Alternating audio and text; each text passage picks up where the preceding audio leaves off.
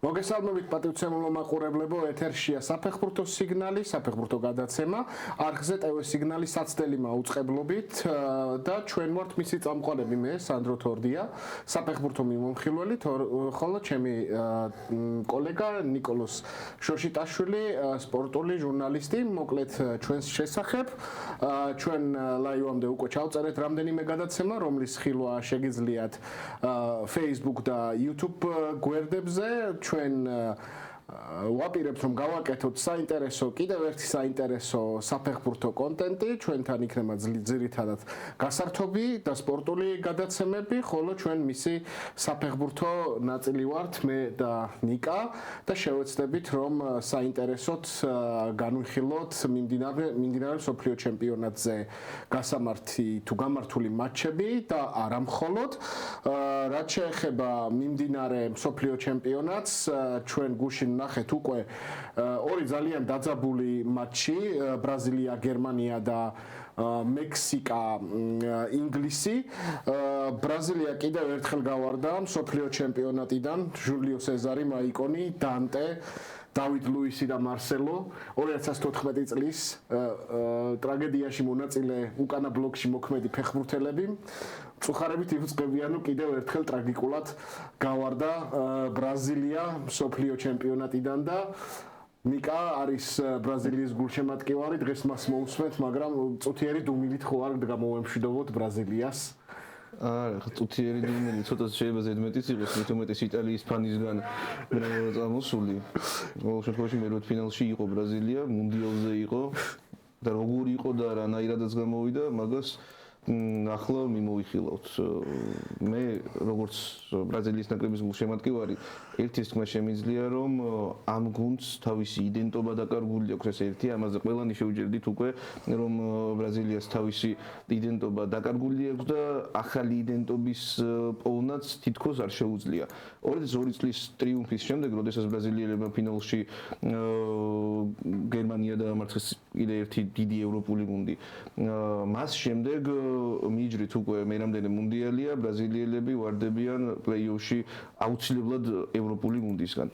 რაც არ მიანიშნებს არაფერს კარგს ბრაზილიურ ფეხბურთზე არის ბრაზილიაში არის არასრულფასოვნების კომპლექსი რომელიც არის მიმართული კონკრეტულად ევროპის მიმართ არა მარტო საფეხბურთო ჭრილში არამედ სოციალურ პოლიტიკურ ვითარებაშიც ბრაზილიელებს აქვთ არასრულფასოვნების კომპლექსი და ალბათ ერთადერთი სფერო სადაც მათ ეს კომპლექსი რიგ მომენტებში უქრებოდათ ეს იყო ფეხბურთი და ეს წარმოსული არის ჯერ კიდევ 1954 წლის შემდეგ, როდესაც ევროპულ უნგრეთთან გავარდა ბრაზილიის ნაკრები მსოფლიოს ჩემპიონატზე და 1958 წლის მუნდიალის წინ ფეოლას ყველას თხოვდა რომ გუნდს ეთამაშა დაალაგებული ევროპული ფეხბურთი.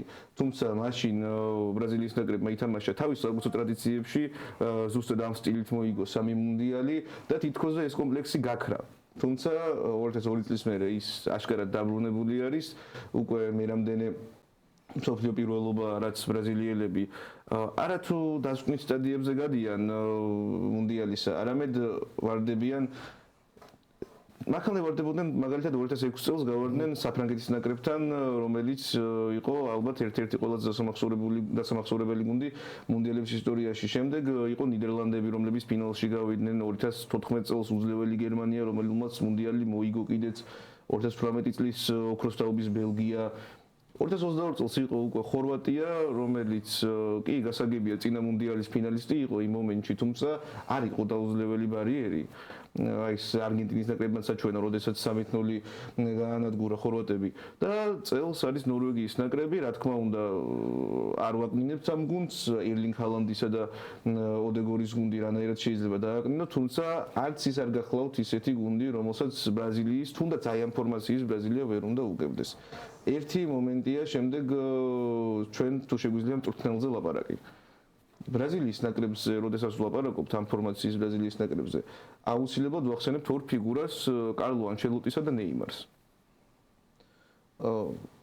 ყველა ბრაზილიის გულშემატკივარს, არა მარტო ბრაზილიის, უბრალოდ ფეხბურთის გულშემატკივარს გაუხარდა ნეიმარის გამოძახება ეროვნულ ნაკრებში თავისთავად, იმიტომ რომ არის ისეთი ფიგურა, არის დიდი ლეგენდა, არა მარტო ბრაზილიური, არამედ მსოფლიო ფეხბურთის და ყველას გვინდოდა მისი თამაშის ნახვა, თუმცა იცი როგორი რაღაცაა სანდრო, როდესაც ნეიმარის დონის ფეხბურთელი მიყავს დიდ ტურნირზე წარმოუდგენელი ხდება მისი სადადარიგოთ სკამზე დასმა.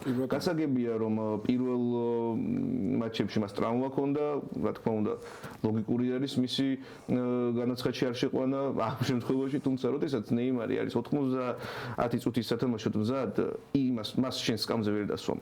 ზუსტად ამ მიზეზით იგივე 2008 წელს ლუის არაგონესმა რაული არ გამოიძახა ეროვნულ ნაკრებში, რადგან როდესაც იძახებ ეროვნულ ნაკრებში რაულს აუცილებლად უნდა ათამაშო. ხოლო იმ ნაკრებში რაულს ვერ ათამაშებდა ლუის არაგონესი და ამიტომაც არ გამოიძახა და მოიგო ევროპის ჩემპიონატი.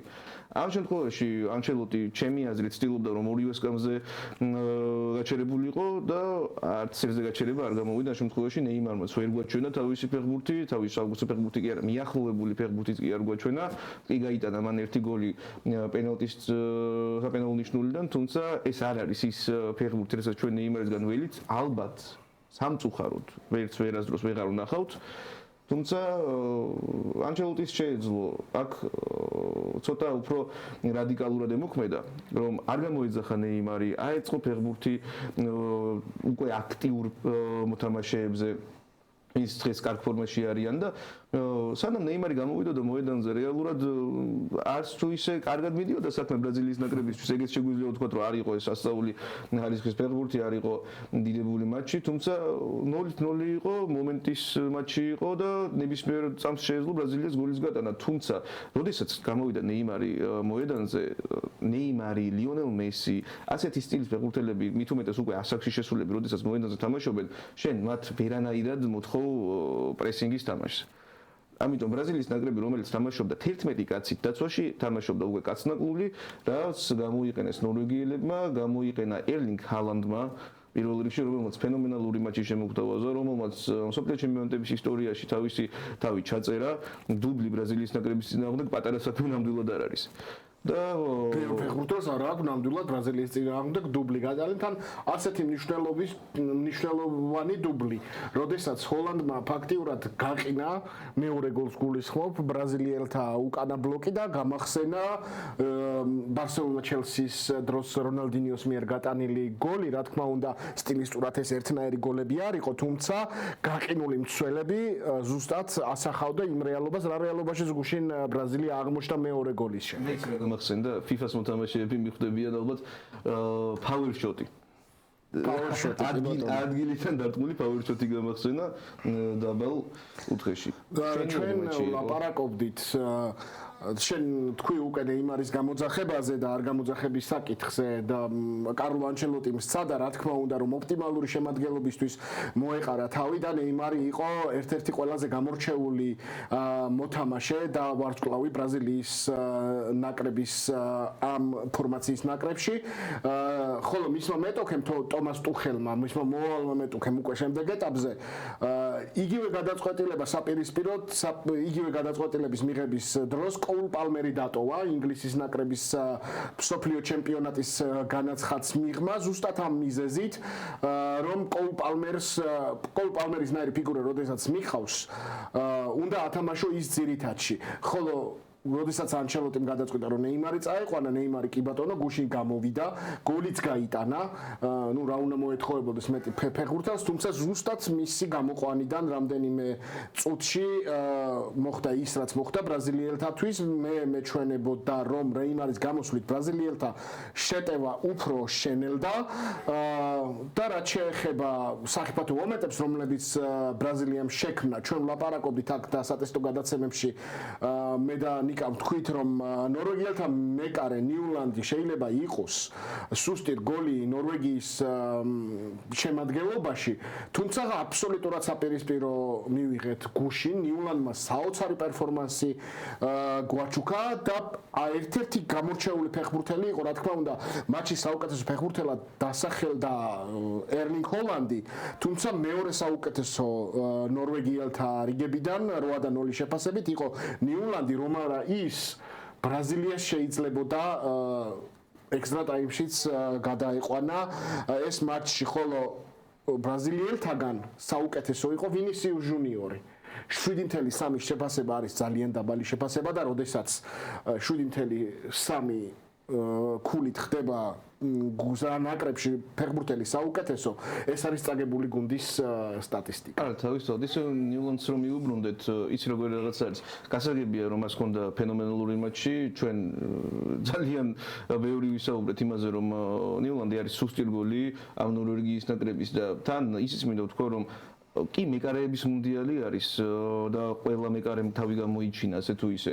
მით უმეტეს ასეთ მან შედარებით ნოუნეიმ მეკარეებმა. თუმცა ნიულანდის პერფორმანსი გუშინ ალბათ ყველაზე გამორჩეული იყო ამ მეკარეების მუნდიალზეც კი, მაგრამ ისიც უნდა ვთქვათ რომ როდესაც მეკარე თამაშობს ასე კარგად, როდესაც მეკარე ამდენ ბურთს იგერიებს, ეს მთლად კარგად არ მეტყველებს შემტევების ხარისხზე. მოწინააღმდეგის შემტევების ხარისხზე, იმიტომ რომ იყო მომენტები, როდესაც ბრაზილიის ნაკრებს შეეძლო რომ ნიულანდისთვის აუღებელი ბურთები დაერტყა. იყო მომენტები, სადაც ბრაზილიის ნაკრებს აუცილებლად შეეძლო გოლის გატანა და აქ ვერც ნიულანდი ვერ უშველი და ვერც ბუფონი, ვერც კასილიასი, ვერც ნოიერი. უბრალოდ მომენტებს სჭირდება გამოყენება იგივენაირად როგორც მე-14 წუთზე დანიშნულ პენალტს, რომელიც ჯერ კიდევ ვერ ხვდები თუ რატომ არ დაარტყა ვინისიუს ჯუნიორმა და რატო დაარტყა ბრუნო გიმარაეშმა. ბრუნო გიმარაეში მესამე პენალტი იყო მგონი სულ მეოთხე იყო ეს. მეოთხე იყო ეს, მანამდე ქონდა 3 პენალტი დარტყმული და როდესაც ყავს ვინისიუს ჯუნიორი, რომელიც გამოცდილი არის პენალტების გამოცდილი პენალტისტი არის და არც თუ ისე ცუდი სტატისტიკა აქვს. მე ვერ ხვდები ბრუნო გიმარაეშმა რატო დაარტყა. ეს ბელეტრისტიკა ეხა რა თქმა უნდა ვინისიუს ჯუნიორს რომ დაერტყა რა იქნებოდა, ამას ვერავინ ვერ იტყვის. თუმცა ფაქტი არის ის, რომ საპენალტო ნიშნულთან მივიდა ბრუნო გიმარაეში და ესეც მეტყველებს იმაზე, რომ ბრაზილიას არ ქონდა დალაგებული, არ არის დალაგებული სიტუაცია ზოგადად ბრაზილიაში. მე ეჭვი მაქვს რომ ბრუნო გიმარაეშმა ალბათ მას შემდეგ რაც კარლო ანჩელოტი დაინიშნა, ვარჯიშებზე გამოიჩინა პენალტების დარტყმით, თორემ მანამდე კარლო ანჩელოტი ბრუნო გიმარაეშის კარგ პენალტისტობას ვერ ნახავდა. მე მან მგონია უფრო ბრაზილიური ამბავი და სიტუაცია, რომ ბრუნო გიმარაეშს ჰქონდა წინა მატჩში ძალიან ბევრი მომენტი, რომ თავი გამოეჩინა, სამწუხაროდ ვერ გამოიჩინა თავი კატანილი გოლით. 95 წუთზე მისი ასისტით გაიტანა გოლი გაბრიელ მარტინელიმ, რამაც ბრაზილია გაიყვანა მერვედფინალში და დავარტყმევინოთ ბრუნო გიმარაეშს, თავისი გოლი გაიტანოს მუნდიალზეო და აი ასეთი თავისი გოლი გაიტანოს მუნდიალზეთი გავარდა ბრაზილია მსოფლიოს ჩემპიონატიდან. მე ვფიქრობ, რომ ალბათ ინდივიდუმზე უფრო იზრუნეს, ინდივიდუმის ფსიქოლოგიურ ხმეობაზე უფრო იზრუნეს, ვიდრე გუნდის ინტერესებზე, თორე დანარჩენი არ ვიცი.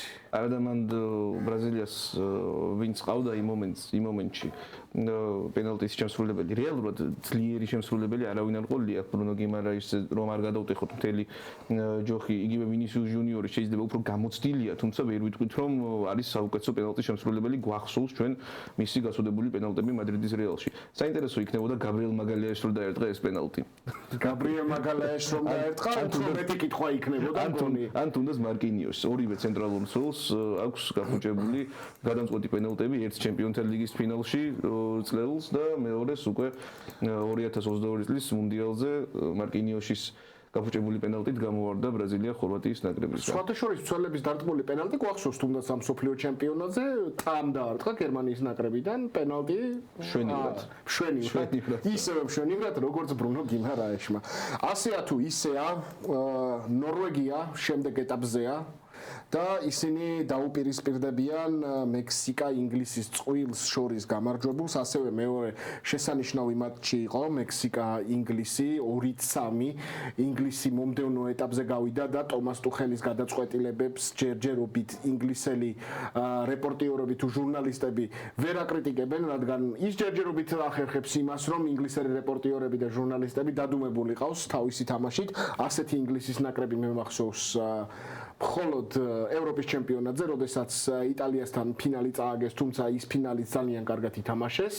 საუთგეიტი იყო მაშინ მწვრთნელი, საუთგეიტზე უკეთესი სპეციალისტია ჩემი აზრით ტომას ტუხელი აშკარად, ყოველ შემთხვევაში ინგლისისთვის ცალსახად და მექსიკის ნაკრებს, რომლებმაც ძალიან კარგად წარმოაჩინეს თავი ამ სოფლიო ჩემპიონატზე, ერთ-ერთი მასპინძელი იყო მექსიკა. მოდი ვთქვათ პირდაპირ რომ მომენტები ჰქონდათ, თამაშიც კარგად წაიყვანეს, თუმცა რაღაცა მომენტში არ გაუმართლა. თუნდაც ის წითელი ბარათი კარგად ვერ გამოიყენეს ჩემი აზრით, რადგან როდესაც ინგლისელებმა მიიღეს წითელი ბარათი, მაშინ იყო ანგარიში 2-1 თუ არ ვწდები და მალევე 3-1 გახდა. და ამანაც გარკვეული ფსიქოლოგიური ზეგავლენა მოახდინა მექსიკელთა თამაშზე. შენ რას ფიქრობ? არა, მე პირველ რიგში იმაში არ დაგეთანხმებოდი, რომ ტუხელი აჩუმებს თავის კრიტიკოსებს პირიქით. ჯერ ერთი ინგლისური პრესის გაჩუმება შეუძლებელია, მით უმეტეს სპორტული პრესის. არც მინდა შევხედო Daily Mail-ზე რა ხდება ამ თამაშის შემდეგ.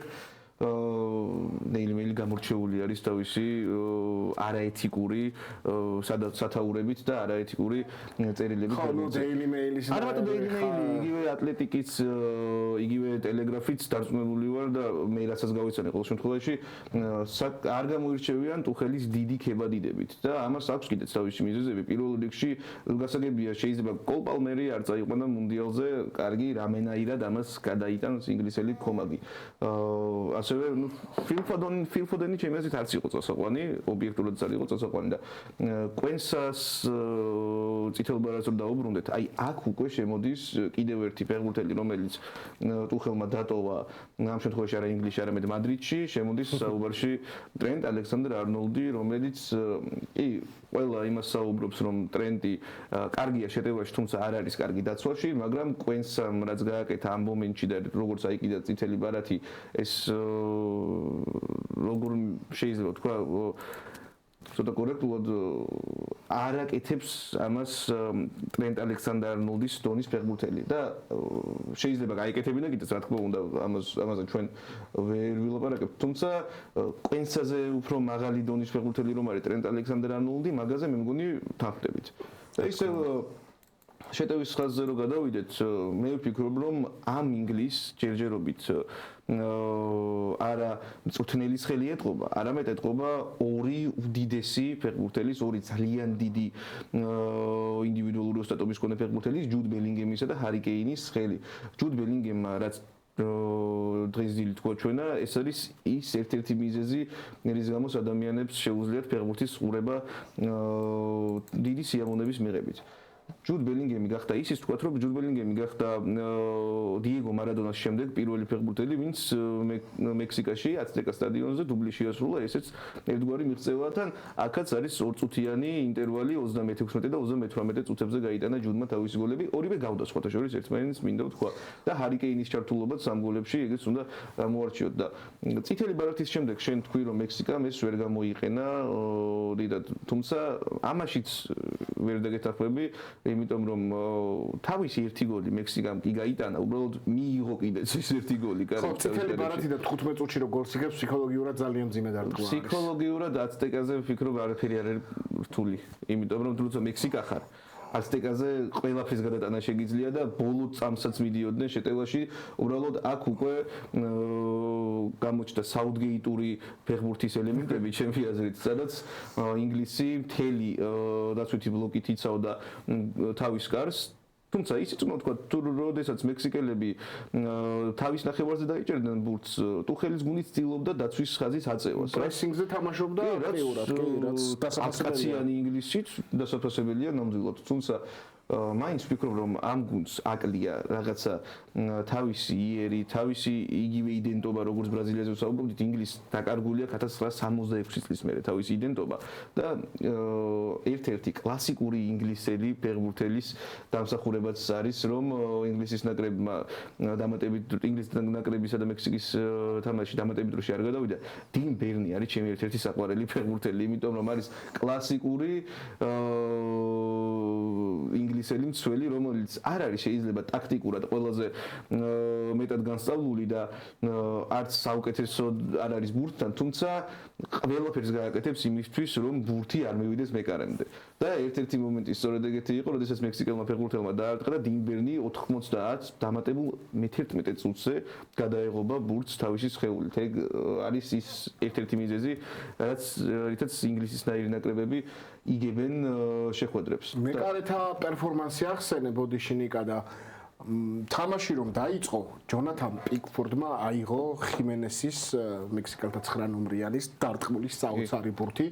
ეგეთი დარტყმა მე არ მინა. უბრალოდ მინახავს 2003 წლის მილანი იუვენტუსის ფინალში ფილიპო ინძაგიმ დაურტყა ჯანლუიჯი ბუფონს. აი ნახეთ მაყურებლებო, ეგ მომენტი თუ არ გავდა ერთ-ერთში ამ მომენტს.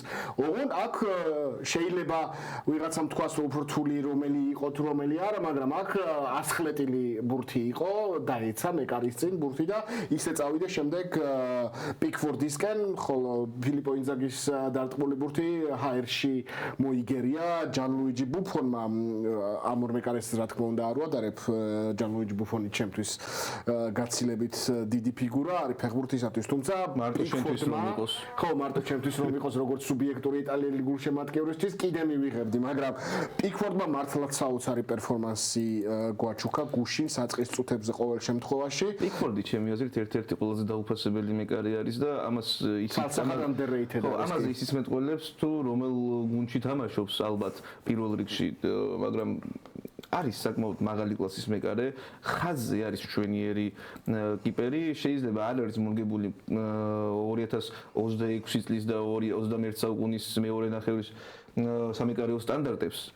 თუმცა არის ინგლისის ნაკრების ისტორიაში ალბათ ერთ-ერთი საუკეთესო მეკარეც არის, ეგეც შეგვიძლია ვთქვათ, რომ ჯო ჰარტს ყოველ შემთხვევაში ჯობს.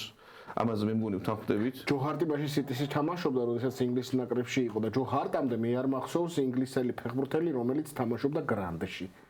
მე არ მახსოვს, ხო, მეკარე. დევიდ ჯეიმსი, პოლ რობინსონი, ინგლისელებს უკეთესად ახსოვთ ვიდრე ჩვენ. ხორვატიასთან გაშვებული. მაშინ მაკლარენი იყო, ასევე მიდლსბროდან მისული ინგლისში. რეალურად სიმენის შემდეგ ჯო ჰარტამდე იყო ძალიან დიდი ჩავარდნა ინგლისელი მეკარეების. ჯო ჰარტსაც საუკეთესო პერფორმანსი ინგლისში არ ქონია. საუკეთესო არ ქონია, თუმცა უკვე შედარებით უფრო სტაბილური მეკარე იყო 2012-დან 16 წლამდე, ძირითადი ნომერი იყო და 2016 წლიდან უფრო სწორედ 2018 წლის მუნდიალიდან უფრო სწორი იქნება ალბათ თქვა. ჯეკ პიკფორდი გახდა ინგლისის კარების პირველი ნომერი, ისიც ვთქვათ რომ მაშინ მუნდიალზე არ წასულა როგორც პირველი ნომერი პიკფორდი, მაშინ ბატლენდი ითვლებოდა ინგლისელთა კარის ნომერ პირველ დარაჯად, თუმცა თვითონ მუნდიალის პირობებში მოიპოვა ძირითად შემადგენლობაში ადგილი და აი უკვე მესამე მსოფლიო ჩემპიონატსაც თამაშობს და ერთ-ერთი საუკეთესო არის თავის გუნდში. კი ბატონო, და არ შემიძლია არ შევახო წითელი ბარათების თემას. სამსოფლიოზე რატომღაც წითელი ბარათები არის გახდა განსაკუთრებული ჭობის საკითხი. დავიწყოთ იქიდან, რომ ეპიკური გადაწყვეტილება იყო მიღებული ალმირონის წინააღმდეგ, როდესაც მსაჯმა ძალიან თავდაჯერებულად და ომახიანად გაუშვა ალმირონი ხელის პირზე მიფარების პრესტიანის წესი ამოქმედა პირველად, ასევე ვახსენეთ კოენსას წითელი ბარათი და ამ თემას რო არ შევეხო არ შემიძლია. ბალოგუნი, რომელმაც ბოსნიასთან, ბოსნიის 4 ნომრიანს დააბიჯა ფეხი და მიიღო წითელი ბარათი, ამერიკის პრეზიდენტმა FIFA-ს პრეზიდენტ ჯანი ინფანტინოს დაურეკა და თხოვა რომ ეს მომენტი გადაემოწმებინათ და მიიღოთ შესაბამისი გადაწყვეტილება. FIFA-ს გადაწყვეტილებამაც არ დააყოვნა და ყოველ შემთხვევაში ამ დღევანდელი ინფორმაციით ბელგიასთან ბალოგუნი იქნება. მიუხედავად იმისა, რომ წითელი ბარათი მიიღო. ეს რა არის თუ არა პოლიტიკის ჩარევა ფეხბურთში? პოლიტიკის ჩარევა ცოტა უფრო ზედმეტი არის ალბათ, მაგრამ ეს არის საკუთარი გავლენების მოხვეჭა და საკუთარი გავლენების გამოყენება სპორტული წარმატების მიღწევაში. ეს არ შეიძლება. არ შეიძლება თავისთავად გვაბრუნებს უფრო ადრეულ წლებში, როდესაც 60-ან 50-ან წლებში 2002 წელს მაგალითად იგივე, სადაც მას პინძელი გარკვეულ უპირატესობას იღებს. ჩვენი სატესტო გადაცემებისაც ამაზეც ვისაუბრეთ, რომ მას პინძლები უკვე აღარ არიან პრივილეგირებულები სხვა გუნდებთან შედარებით. თუმცა ფაქტია, დონალდ ტრამპი სხვა ფიქრობს ამ ყველაფერთან დაკავშირებით. ისიც საინტერესოა, რომ როდესაც ეს ინფორმაცია გავრცელდა, FIFA-ს განცხადება იყო, რომ არა, ეს არის სისულელე, ეს არის თქმულების თეორია, არ დაუჯეროთ ამას, თუმცა დღეს დილით დონალდ ტრამპს ჰქონდა პრესკონფერენცია, სადაც დაადასტურა ეს ფაქტი. ხო, არ ყოფილა თქვა, რომ კი, მე დავრეკეო და მადლობა რა სამართლიანობის აღდგენა. ეს რა არა, ეს არის მე წარმოუდგენლად მიმაჩნია ასეთი რაღაცა პრეზიდენტს დაურეკა და სთხოვა გადაედა იმანაც კი ბატონო არ იყო ეს თან იქ არ არის ისეთი მომენტი რომ რაღაცა არ ვიცი რომ წითელი ბარათი ნამდვილად არ უნდა მიეცა და ეს მართლა მეც სამართლიანობის პრინციპზე რო იყოს დაფუძნებული კიდე ხო გაიგებდა ადამიანი ამას თუმცა გვინახავს ჩვენ ასეთი წითელი ბარათები რა და ასეთ დროს როდესაც წითელ ბარათს აძლევ ფეხბურთელს აბსოლუტურად შეიძლება თქვა რომ ეს არის დამსახურებული გაზევება თუმცა ამერიკული ძალა ფაქტია FIFA-ზე მოქმედებს, კონკრეტულად დონალდ ტრამპის გავლენა FIFA-ზე მოქმედებს. FIFA არ არის საუკეთესო რეპუტაციის მქონე ორგანიზაცია და ალბათ ამ кейსის მერე კიდევ უფრო შეირყევა მათი სახელით, თუმცა არაფერი როგორც ჩანს ამ საკითხთან დაკავშირებით არ შეიძლება. ნახავთ ბალოგუნს ბელგიის ნაკრების წინააღმდეგ. იცით ვთქვათ რომ ნეიტრალური გულშემატკივრისთვის ეს არ არის ცუდი. იმიტომ რომ ბალოგონი ძალიან მაღალი კლასის ფორვარდი არის, კარგი ფეხბურთელი არის და შეუძლია სხვაობის მოტანა ბელგიასთან მატჩში თავისი ნაკრებისთვის, თუმცა ძალიან ცუდი წარმოიდგინე ბელგიელებისთვის და არც მინდა წარმოვიდგინო თავი ბელგიელების ადგილას. ეს ტრამპი რა თქმა უნდა მოედანზე იქნება, მე დარწმუნებული ვარ. არ ვიცი, ტრამპიდან არ გვინახავს ჯერ მოედანზე და შეიძლება პირველი მატჩი იყოს ეს, როდესაც მას ასეა თუ ისე ბალოგუნი იქნება ბელგიასთან ჩვენ რა შეგვიძლია ერთადერთი ვთქვათ პოლიტიკური ბინძური ხელების სპორტიდან წაიღეთ საერთოდ არ მინდა პოლიტიკაზე ლაპარაკი მე მაინც ისე ვიმაზე ვარ პოლიტიკას უფრო ვერ უკავშირებ ეს არის უბრალოდ ის რაც ყოველთვის ხდებოდა ფეხბურთში ყოველთვის ხდებოდა FIFA-ში თუმცა ამ შემთხვევაში ყავს უბრალოდ ტრამპისნაირი ოდიოზური ფიგურა რომელიც ამ ყველაფერს ადასტურებს ხო არის გამოთქვა რომ სპორტი და პოლიტიკა ერთმანეთისგან უნდა გაიმიჯნოს და გამიჯნეთ პოლიტიკოსებო სპორტი და პოლიტიკა მოდი ჩვენს დავანებოთ ამ საკითხს თავი და რამდენიმე წუთი ჩვენს გადაცემის დასრულებამდე პრევიუ გავაკეთოთ გამოთქვათ ჩვენი აზრები შემდეგი შემდეგი პლეი-ოფისათვის რომელიც გაიმართება ზუსტად ამ ორი მატჩის გამარჯვებულები დაუპირისპირდებიან ერთმანეთს ნორვეგია ინგლისი აფიშა ძალიან კარგია უკვე შევდივართ სოფლიო ჩემპიონატების იმ ეტაპზე სოფლიო ჩემპიონატის იმ ეტაპზე როდესაც ერთი შეცდომაც შეიძლება ფატალური იყოს და ნორვეგია ინგლისი ძალიან კარგად ჯერს ორი ევროპული გუნდის დაპირისპირება სამხრეთ ამერიკული ფეხბურთის კომაგებს ბოდიში ბრაზილია ვერ გავიდა თუმცა ნორვეგია ინგლისის კარგად ჟღერს მე ინგლისის ნაკრები მე სიმპათიურება ამ სოფლიოზე.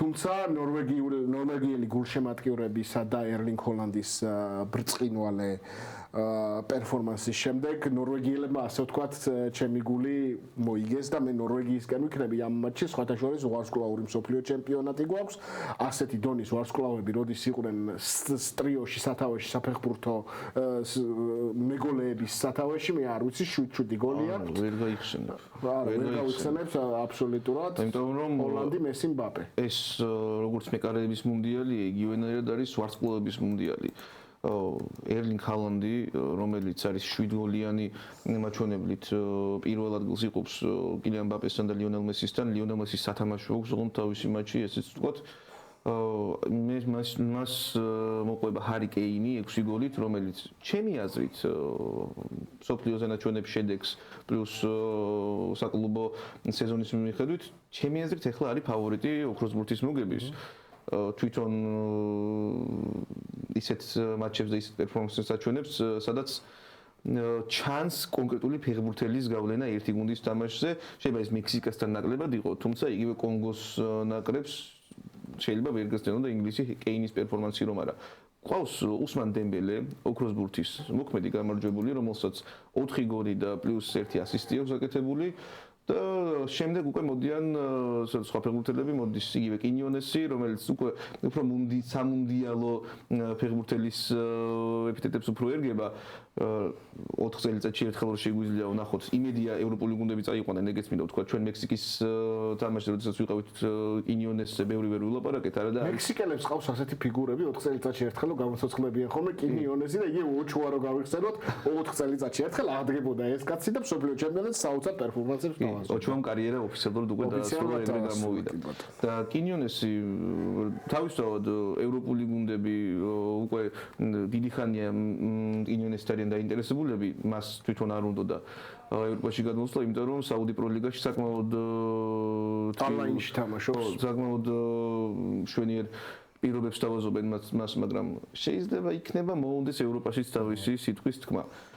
და კინიონეს ლაპარაკობით და ისევ დაუბრუნდეთ მუნდიალის ვარსკვლავებს.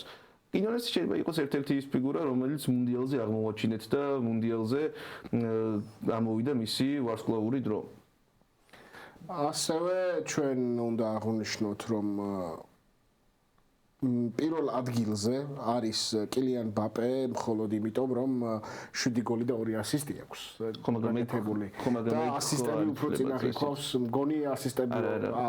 რა მოხდება თუ 7 გოლით დაასრულებენ, მაგალითად გონი 3-ს გადაეცა. მაგრამ ევროპის ჩემპიონატზე ეგრე იყო. ევროპის ჩემპიონატზე გიორგი მიქაუტაძეს ყოველ შემთხვევაში ასეთი წესით მისცეს. ვნახოთ, რომელი ვარსკვლავი გახდება მსოფლიო ჩემპიონატის ბომბარდირი, შემდეგი ტური, შემდეგი პლეი-ოფი, უფრო სწორად იქნება ნორვეგია, ინგლისი, ძალიან კარგი აფიშა. დიდი მადლობა პატივცემულო ტელემაყურებლებო, რომ ეს ნახევარი საათი გაატარეთ ჩვენთან ერთად. ეს იყო ჩვენი პირდაპირი ეთერის პირველი გადაცემა. ჩვენ მზად ვართ ყველასთან თანამშრომლობისათვის. ჩვენ ვაპირებთ ჩვენს კოლეგა სპორტულ ჟურნალისტებთან მეგობრობას და იმედია საინტერესო კონტენტს შემოგთავაზებთ. ყოველ შემთხვევაში მე სანდრო თორდია და ნიკა შოშიტაშვილი ამისათვის ყველაფერს გავაკეთებთ და რა თქმა უნდა мотивация ძალიან დიდი გვაქვს. იმედია მოგეწონათ, მსოფლიო ჩემპიონატი გახურდა და ველოდებით უფრო და უფრო საინტერესო მატჩებს